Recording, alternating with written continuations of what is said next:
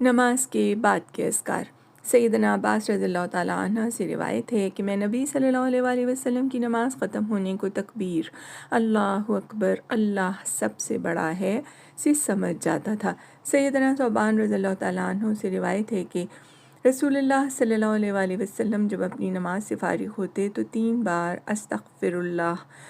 میں اللہ سے بخشش طلب کرتا ہوں کہتے، اور کہتے اللہم انت السلام و منک السلام تبارکت یا ذا الجلال والاکرام، اے اللہ تو سلامتی والا ہے اور تیری ہی طرف سے سلامتی ہے، اے بزرگی اور عزت کے مالک، تیری ذات بڑی بابرکت ہے۔ سیدنا معاذ بن جبل رضی اللہ تعالیٰ عنہ سے روایت ہے کہ رسول اللہ صلی اللہ علیہ وسلم نے میرا ہاتھ پکڑا اور فرمایا میں تجھ سے محبت رکھتا ہوں اے معاذ۔ میں نے کہا میں بھی آپ صلی اللہ علیہ وسلم سے محبت رکھتا ہوں یا رسول اللہ۔ تو صلی اللہ علیہ وسلم نے فرمایا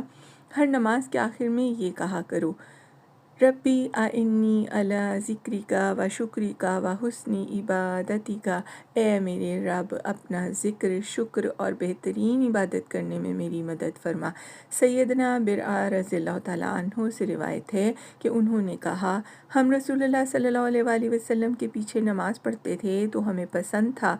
کہ ہم آپ صلی اللہ علیہ وسلم کی داہنی طرف ہوں تاکہ آپ صلی اللہ علیہ وسلم ہماری طرف منہ کر کے بیٹھیں۔ میں نے سنا آپ صلی اللہ علیہ وسلم فرما رہے تھے ربی قنی عذابک یوم تبعث عبادک، اے میرے رب مجھے اپنے عذاب سے بچانا جس دن تو اپنے بندوں کو اٹھائے گا۔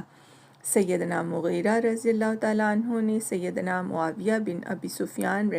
رضی اللہ عنہ کو خط لکھا کہ رسول اللہ صلی اللہ علیہ وسلم ہر نماز کے بعد جب سلام پھیرتے تو یہ کہا کرتے تھے لا الہ الا اللہ وحدہ لا شریک لہ،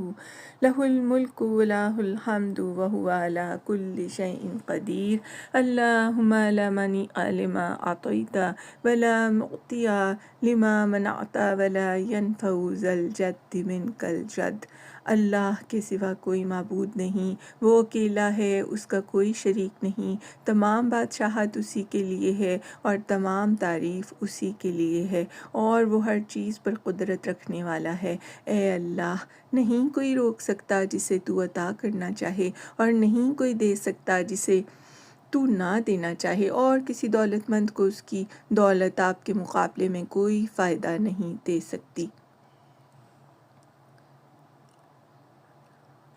صدق رسول اللہ صلی اللہ علیہ وآلہ وسلم، وسلام علی المرسلین۔